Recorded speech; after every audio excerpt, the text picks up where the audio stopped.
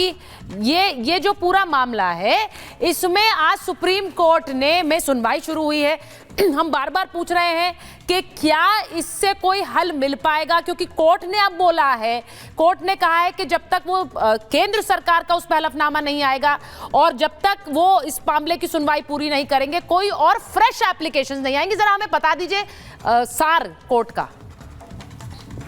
देखिए, हाँ, जब कोई एक्ट चैलेंज होता है और माननीय उच्चतम न्यायालय उसका संज्ञान ले ले तो सामान्य प्रक्रिया है, ठीक है, कि जब तक आदेश न हो जाए, केस पेंडिंग है, हाँ, तो यथास्थिति बना रखी है और कोई पार्टी या कोई आदमी ऐसा काम न करे जिससे न्यायिक प्रक्रिया में बाधा पहुंचे।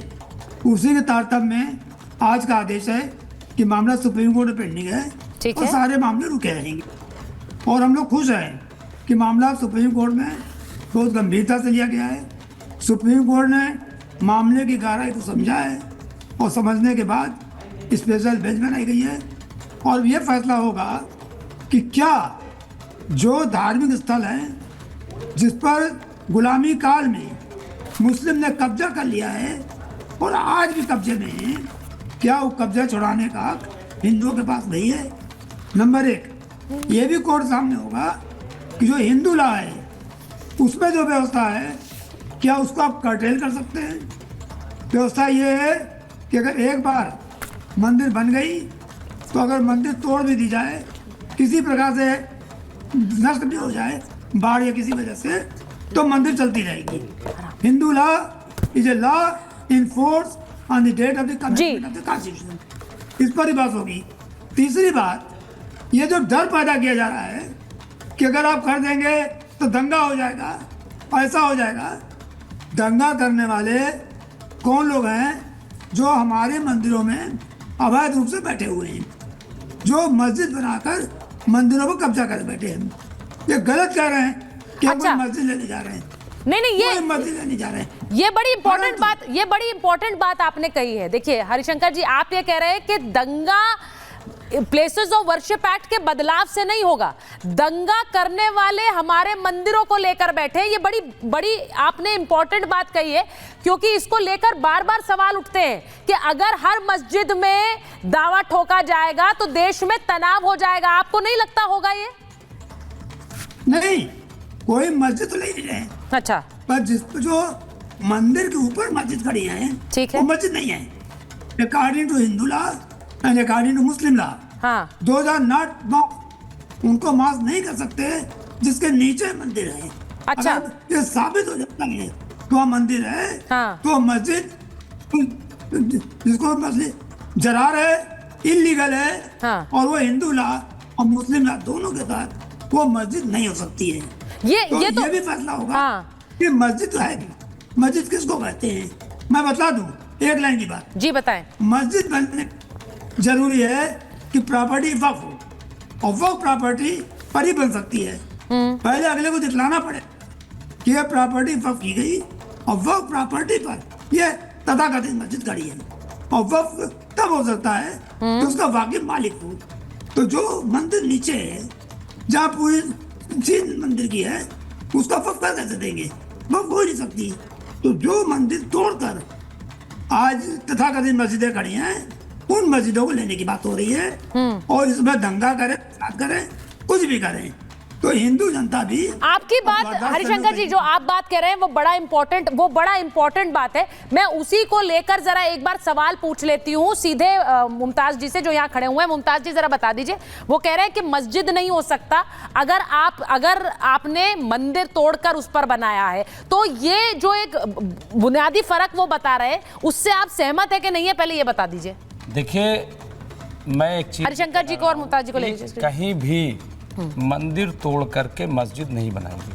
अच्छा, आप इसे नकार ही रहे हैं? मैं नकार रहा हूँ, बिल्कुल ये झूठ है, फरेब है। नहीं, तो वहाँ अयोध्या, नहीं, बिल्कुल नहीं। काशी विश्वनाथ, वहाँ भी सुप्रीम कोर्ट का फैसला पढ़ मथुरा, लीजिएगा, फैसला पढ़ लीजिएगा। हाँ। वहाँ पे किसी भी मंदिर को तोड़ करके मस्जिद सुचारिता जी बनाई नहीं गई। हाँ। सबसे नंबर एक बात, दूसरी बात ये कि जो प्रियम्बल कहता है, चाहे प्लेसेस ऑफ वर्शिप एक्ट 1991, उसको पढ़ लीजिए, उसकी मंशा को पढ़ लीजिए। नहीं, दूसरी ये तो बात, आपने डिबेट ही मोड़ दिया। आप कह रहे हैं मस्जिद बना ही नहीं है कहीं मंदिर के ऊपर। आर्कियोलॉजिकल साइट्स एंड रिमेन्स, हाँ। वो एक्ट पढ़ लीजिए, उससे भी उसका भी प्रियम्बल पढ़ लीजिए, और नहीं, मैं हरिशंकर जैन भी पढ़ लें कि उसकी मंशा क्या है। देखिए, अरे ये तो आप पूरी डिबेट पलट रहे हैं। संरक्षित नहीं है ही आप नहीं, पूरी डिबेट पलट रहे हैं। है ही नहीं। एक सेकंड। अब आप जब कहते हैं हम कि वहां मंदिर को तोड़ के मस्जिद नहीं बना, तो करें साहब सर्वे करा लीजिए।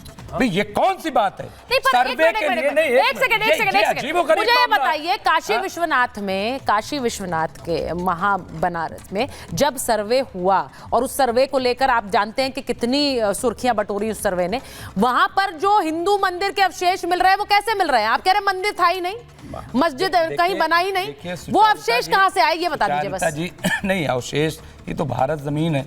अच्छा, किसी ने गाड़ दिए, किसी ने जाकर छुपा के गाड़ दिए। चीज ये कि आप फतेहपुर सीकरी चली जाइए, जब आईने अकबरी बनाया गया, तो वहां आपको अंदाजा होगा कि वहां सारे मज़ाहिब के आपको सिंबल मिल जाएंगे, निशानात मिल जाएंगे। अरे भाई एक मिनट ये नहीं डिबेट करना, आचार्य जी, अवशेष को तलाश करना, ये नहीं आचार्य जी वो कह रहे हैं कि मंदिर को तो मस्जिद बनाई नहीं है, ये तो बस 15 अगस्त 1947 को, तो इसी को तो चैलेंज कर रहे हैं, तो फिर और वो मस्जिद है। ठीक है आचार्य जी बोलिए, वो कह रहे हैं कहीं हुआ ही नहीं है ये। ईमान वाले हैं, हाँ। ईमान की बात करेंगे। अब ईमान कितने वाले हैं वो तो अल्लाह ही दिखाएगा, मुझे बताएं वास्तविक तौर पर समझ में आनी चाहिए, सब समझ में आनी चाहिए। अभी बताइए कि मैं सबसे पहले हिस्टोरिकल फैक्ट, अभी बात कर रहे थे आईने अकबरी की, जो आईने हम बात अकबरी ही में नहीं कर रहे हैं। अभी आपने शब्द किया, मैंने तो बोला नहीं, आपने साथ बैठे हुए 5-5 लोग गवाए, आईने अकबरी का जिक्र नहीं किया, आईने अकबरी का जिक्र मैंने फतेहपुर सीकरी का जो मौजूदा, अभी तो बोला आईने अकबरी का शब्द का उच्चारण किया अभी आपने आईने मैंने अकबर को कहा है कि अकबर का। चलो अच्छा ठीक है कोई बात नहीं, लेट हिम कंटिन्यू। हां ठीक है बोलिए। बच गए, मुझे समझ में नहीं आती है कि ईमान वाले लोग भी आज ऐसी बात। अरे भाई साहब सुन, बज रहे हैं ना कान, तो बज रहे हैं ना, पता नहीं क्या क्या बजेगा, चिंता मत करो, बजने वाले। अच्छा अब अरे भाई मुद्दे पर रहिए।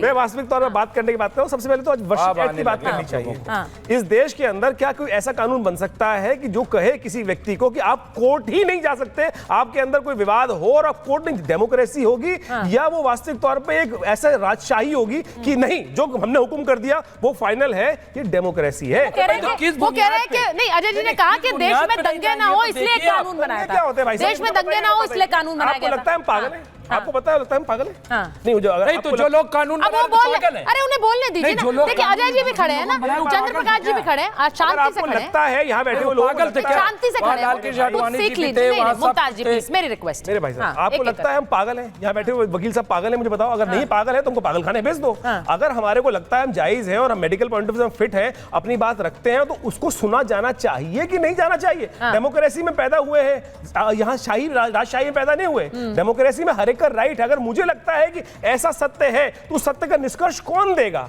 यानी सर्वोच्च न्यायालय के सामने जाएंगे, इल्तिजा करेंगे, जनाब प्रे करेंगे, लड़ेंगे नहीं। अच्छा कहेगा कि आग में कूदना चाहते माँ बाप इजाजत देंगे क्या? हरिशंकर जी को लीजिए, आप हमें डराने की जरूरत नहीं है।